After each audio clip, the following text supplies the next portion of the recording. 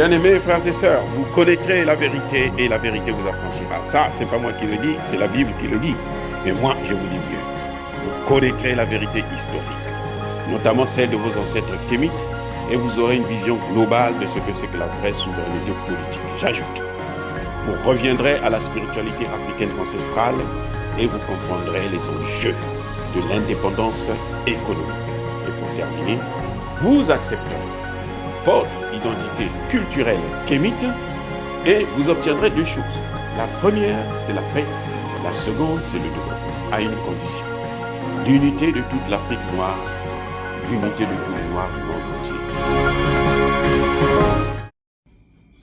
Otep à tous, bienvenue sur la chaîne des panafricanistes par essence, par conviction et par excellence. Celle des citoyens kémites par nécessité et obligation de combat. Nous sommes une chaîne qui n'est guidée que par nos ancêtres et rien que par les ancêtres qui appartiennent à l'égrégore du monde noir. Par conséquent, nous ne croyons en aucun Dieu venu de l'étranger. Toutefois, cette vidéo n'est aucunement destinée à inciter à la haine ou à la violence, car nous menons un combat qui est d'abord et avant tout spirituel, intellectuel et démocratique. Ensuite, il est politique, géopolitique et géostratégique. Contre l'impérialisme, le colonialisme, le néocolonialisme et l'endocolonial, qui sont tous qualifiés de crimes contre l'humanité. Nous menons ce combat sur la base du principe fondamental que nous avons hérité de nos ancêtres kémites, qui est celui de la Mahat, c'est-à-dire solidarité, vérité et justice. Vous êtes donc en droit de connaître la vérité et nous avons l'obligation de vous dire la vérité, afin que justice soit rendue au continent africain. Et ça, c'est notre modeste contribution dans cette noble lutte en faveur de la souveraineté, la dignité, la solidarité et l'unité africaine. C'est exactement ça que nous appelons le panafricanisme. Bien-aimés frères et sœurs, je voudrais un peu aujourd'hui, essayer de parler d'un phénomène que nous parlons peu, mais qui est en train de prendre de l'ampleur sous nos yeux et qui fait des dégâts, qui est en train de détruire les Africains. C'est le rôle de la diaspora en Occident, en France, aux États-Unis, en Angleterre, en Allemagne et au Canada, dans tous ces pays dits développés, civilisés, hein, j'allais dire, parce que eux-mêmes pensent qu'ils sont civilisés, donc on va dire qu'ils sont civilisés, quoi, hein. On va leur donner ce petit crédit, mais pourtant c'est des criminels. Voilà. Bref, il y a un phénomène que qu'il faudrait que je vous explique aujourd'hui, parce qu'il faudrait qu'on fasse très attention.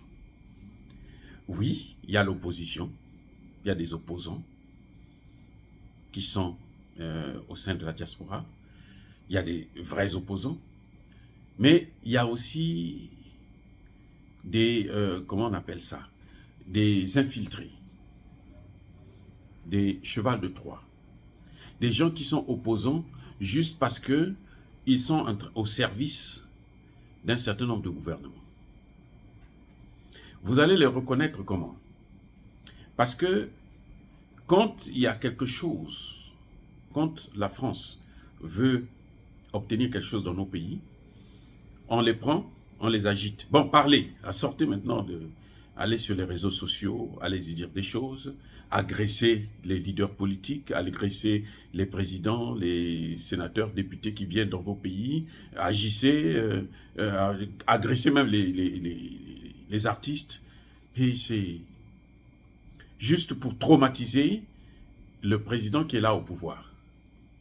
Et quand ils ont obtenu ce qu'il faut, ils demandent aux gars maintenant, taisez-vous, calmez-vous.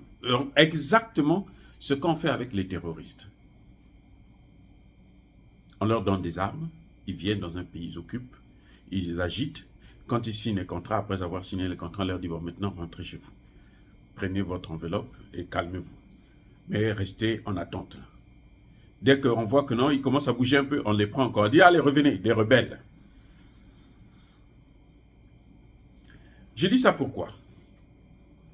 Il y a un phénomène qu'on appelait ici aux États-Unis, c'était partout, ils avaient le même nom, mais ils agissaient pas seulement aux États-Unis, mais un peu partout en Afrique. les combattants 243. C'était au temps de Kabila, Joseph Kabila. Quand Joseph Kabila, à un moment donné, ne voulait pas quitter le pouvoir, ne cessait de reporter les élections, ce qu'ils ont fait, c'est que ici aux États-Unis, on a monté un groupe de Congolais, hein, c'est pas des... Non, des Congolais, qui agissaient au nom des combattants.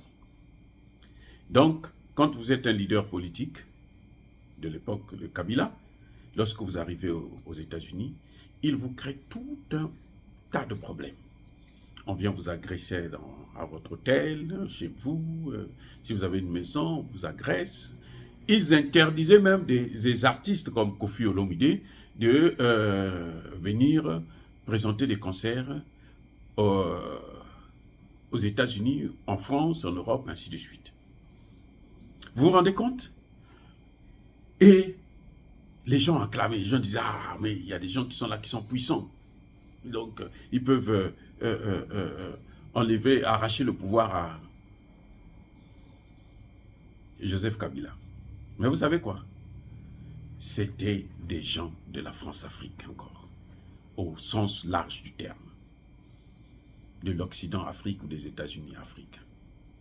Eh oui, ça n'a jamais été un groupe légal qui s'est constitué, qui a le droit de faire, d'interdire des concerts de certains artistes congolais. Aucun n'a le droit. Ici aux États-Unis, là, ici aux États-Unis, je vais vous dire une chose. Lorsque les Chinois se regroupent entre eux, ce n'est pas un problème. Lorsque les Indiens se regroupent entre eux, ce n'est pas un problème. Lorsque les Hispaniques se regroupent entre eux, ce n'est pas un problème. On n'a même pas besoin de s'infiltrer, de mettre des gens là pour les écouter, tout machin. Non, ce n'est pas leur problème. Ça ne les gêne pas trop. Lorsque des Noirs se regroupent, qu'ils soient des Noirs américains, qu'ils soient des Africains, ils ont toujours l'œil dessus. Mais imaginez quel est le pouvoir qu'ils vont avoir d'interdire un concert, de manifester pour qu'un leader politique ne puisse pas venir aux États-Unis. Quel est ce pouvoir-là? Dans quel pays là? Moi, je travaille aux États-Unis, je vis à New York.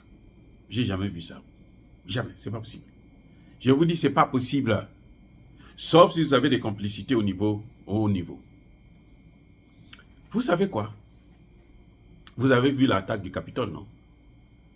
Tout ça était un montage. Parce que justement, comme ça seulement, un groupe ne peut pas se lever pour occuper le Capitole. Il y aurait des morts sur place là. Il y aurait des morts. Oui. La Maison Blanche est exposée. Hein. Quand vous venez devant la Maison Blanche, vous pouvez apercevoir le président se balader et tout, dans la cour. Plusieurs personnes sont allées, ils ont vu le président. Mais c'est entouré des caméras, des policiers, des militaires en civil. Donc, un chef d'État ou un membre d'un gouvernement qui quitte son pays pour venir aux États-Unis, il a l'obligation d'être protégé par les États-Unis. Ils ne peuvent pas laisser des manifestations. C'est-à-dire que vous pouvez marcher. Ce n'est pas interdit. Vous pouvez marcher. Encore, quand vous marchez, vous devez demander l'autorisation. Vous avez l'autorisation de marcher et les policiers sont là pour canaliser la marche. Mais le fait d'avoir trop de pouvoir, où vous interdisez même des concerts, vous interdisez à des gens qui viennent par exemple se faire soigner, ne pas se faire soigner alors que ce n'est pas votre argent, c'est leur argent à eux, même s'ils ont volé, c'est leur argent, qu'on le veuille ou non. Vous les interdisez de venir se faire soigner ici parce que vous êtes qui? Ou bien vous les interdisez de venir en France. S'il n'y a pas la complicité du gouvernement américain ou des gouvernements européens, ce n'est pas possible. Je dis bien, ce n'est pas possible.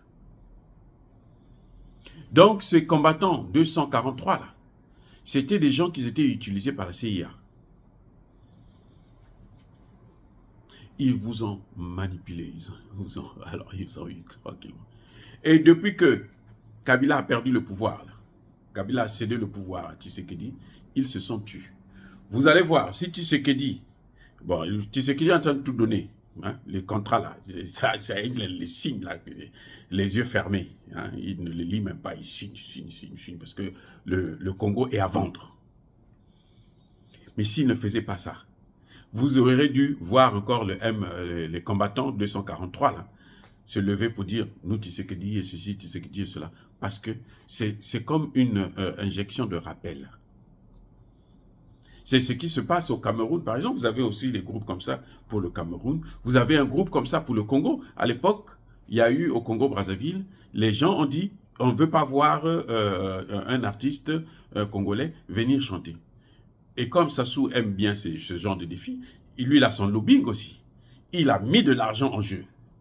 Et le gars est venu chanter.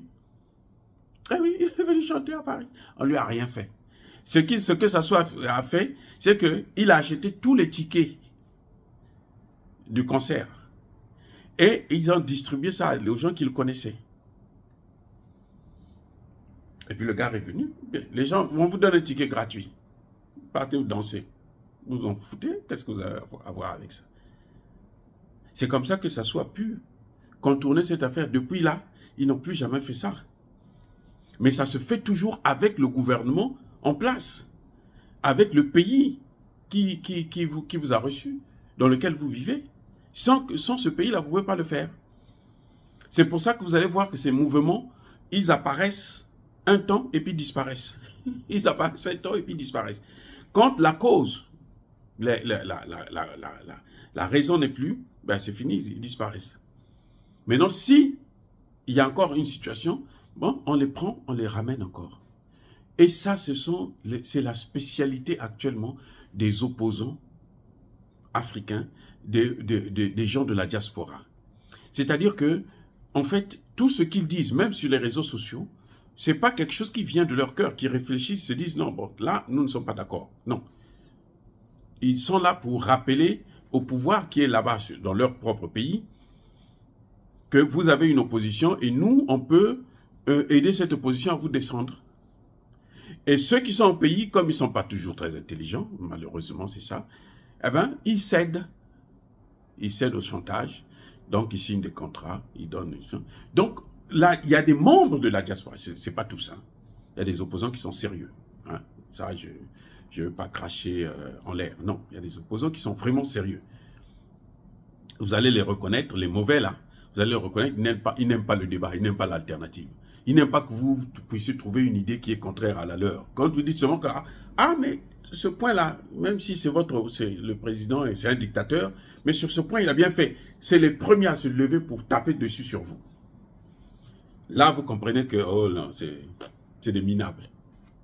C'est des minables. Mais nous, on est là, on parle toujours. Mais nous, on ne parle pas pour faire plaisir à quelqu'un. Nous, on parle pour dire la vérité.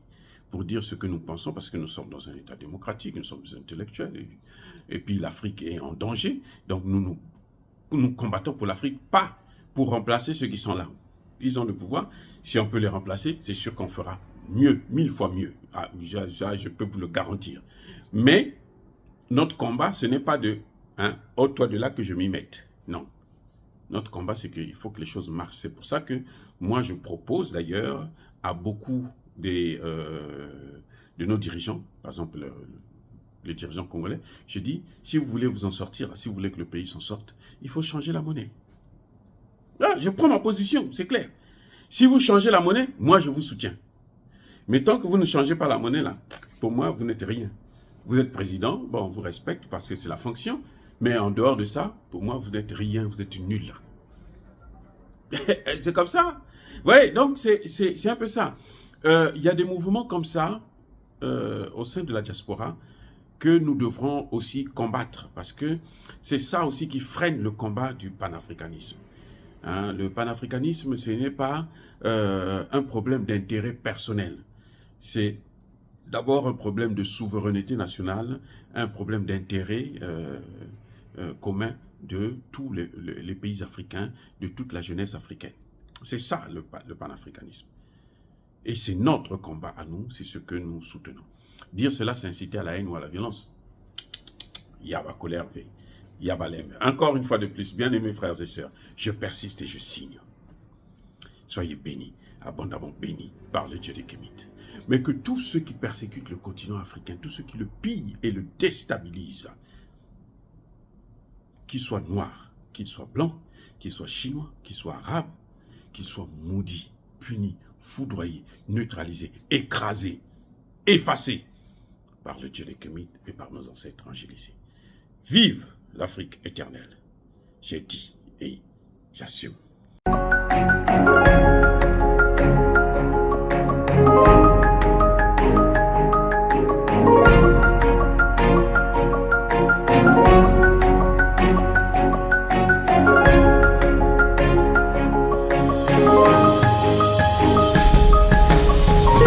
Eux, ils marchent par la foi et non par la vue. Mais moi, je vous conseille vivement de marcher par la connaissance scientifique et historique, notamment celle de nos ancêtres kémites, par les 5 sens et par l'intelligence. Abou Apia.